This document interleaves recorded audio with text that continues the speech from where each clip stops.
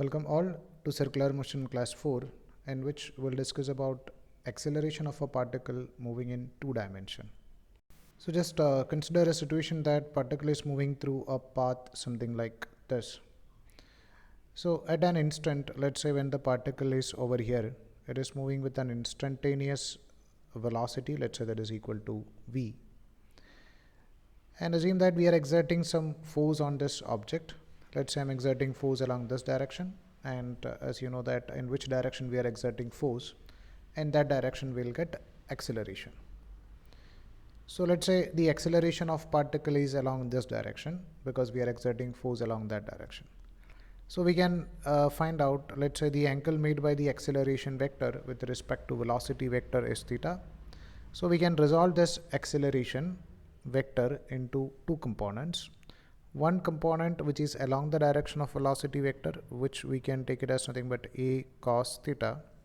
Same as like we can write the another component which is perpendicular to the direction of acceleration velocity, which we call it as nothing but a sine theta. So a cos theta is a component of acceleration along the direction of velocity, and a sine theta is a component of acceleration which is perpendicular to the direction of velocity. Now just remember a very important thing is that the component of acceleration along the direction of velocity, that is nothing but a cos theta, will change the magnitude of velocity, or it can change only the magnitude of velocity.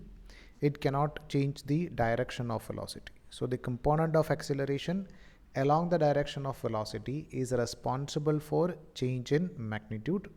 It cannot change direction.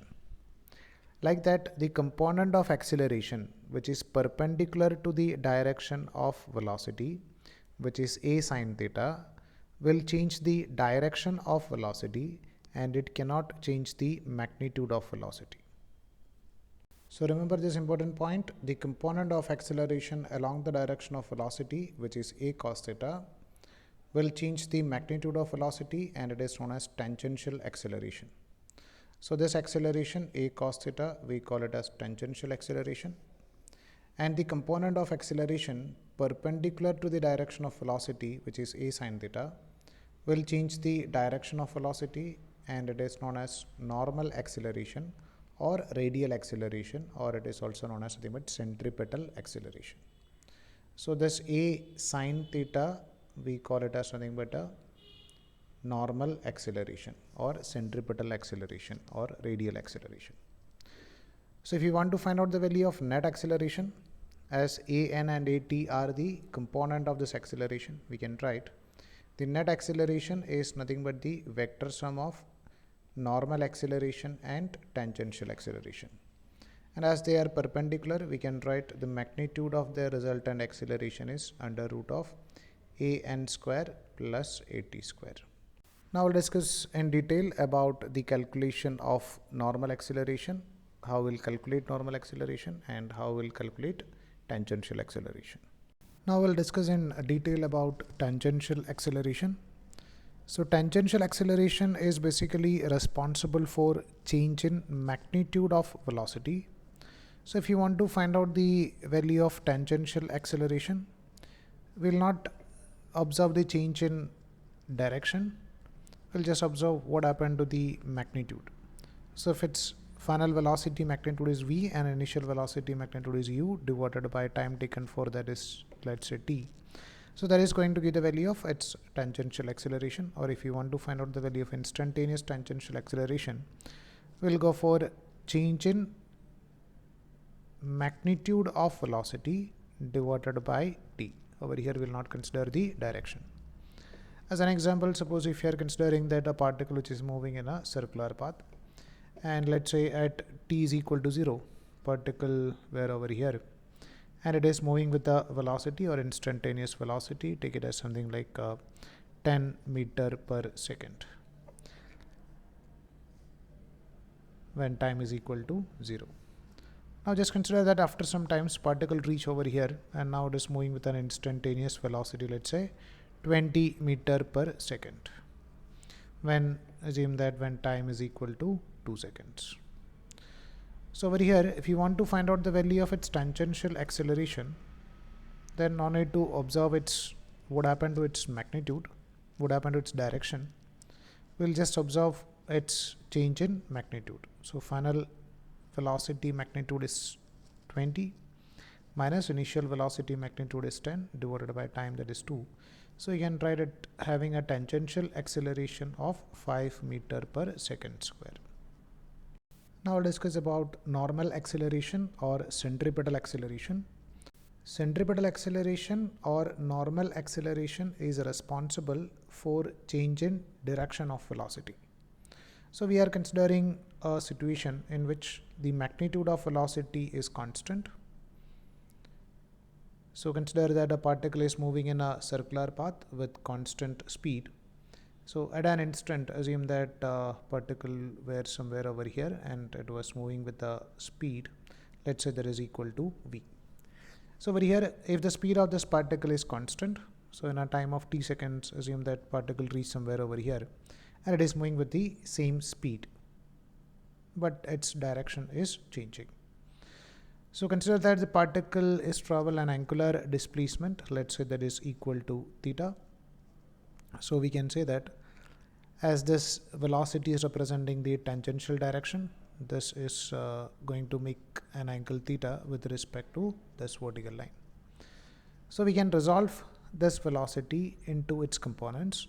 One component of velocity along this direction or along the vertical direction, which we can take it as nothing but v cos theta, and another component of velocity along this direction, which we can take it as nothing but v sin theta.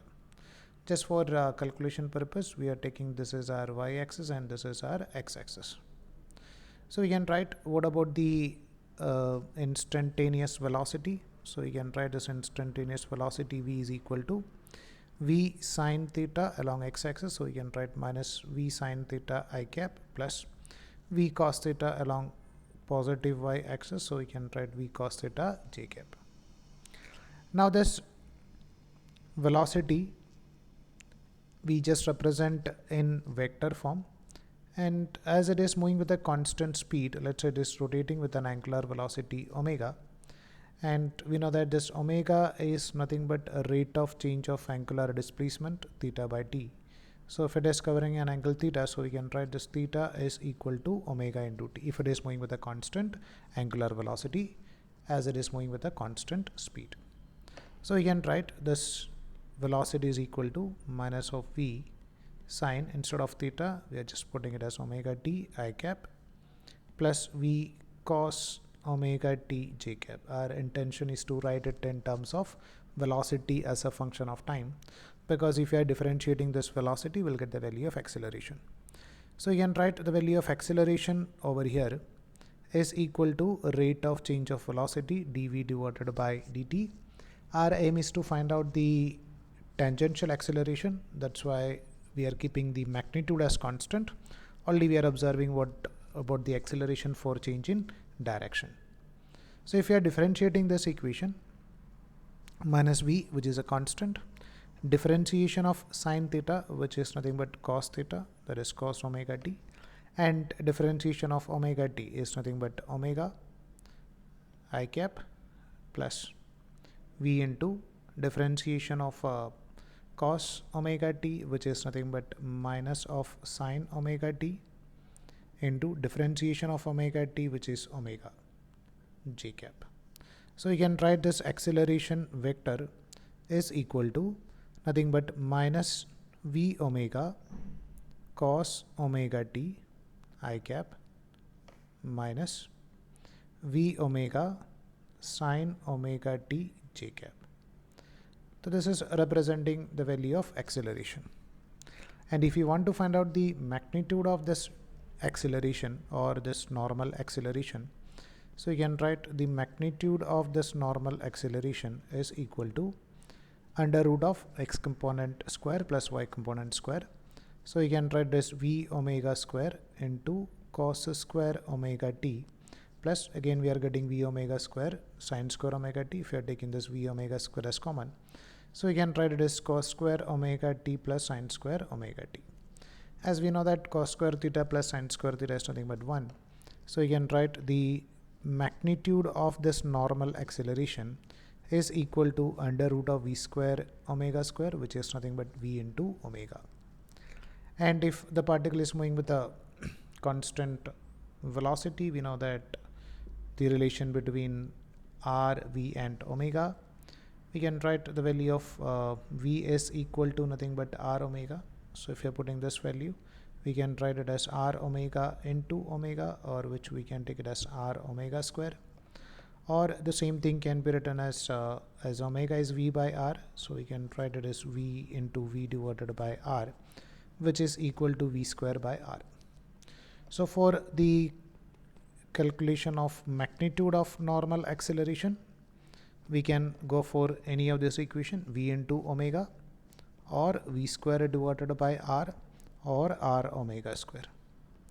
And about the direction of this acceleration, which is always normal or perpendicular to the direction of velocity, or it is always towards the center, or it is acting towards the or along the radial line. So that's why it is known as, the same acceleration is known as centripetal acceleration towards the center, or normal acceleration perpendicular to the direction of velocity, or it is also known as radial acceleration, as it is passing through the or along the radial direction or radius axis. So if a particle is moving with the velocity v, the normal centripetal acceleration, or which is perpendicular, that's why it is known as something but normal acceleration, and as it is passing through the radius vector, so it is known as a radial acceleration. So the direction is always toward the center. So if the particle is over here, direction of centripetal acceleration will be something like this. If the particle is over here, direction of centripetal acceleration is like this. If the particle is over here, direction of centripetal acceleration is like this. If the particle is over here, direction of centripetal acceleration is like this. So the direction of centripetal or normal or radial acceleration is towards the center, and magnitude we can find out by using that equation v omega, or v square by r, or r omega square. Now we'll discuss about the total acceleration or net acceleration. So as we discussed that when a particle is moving in a circular path, so if the magnitude is changing, it is due to an acceleration that we call it as tangential acceleration. And if the direction is changing, that is due to an acceleration that we call it as nothing but normal acceleration. So the net acceleration is nothing but the vector sum of these two acceleration, that is tangential acceleration and normal acceleration. So you can write the value of net acceleration, that is equal to the vector sum of tangential acceleration plus normal acceleration. As we discussed, this tangential and normal are perpendicular, so we can write the magnitude of net acceleration is equal to under root of at square plus an square. Hope so that you understood whatever the things we discussed in this class. If you are having any doubt, please contact. Thank you.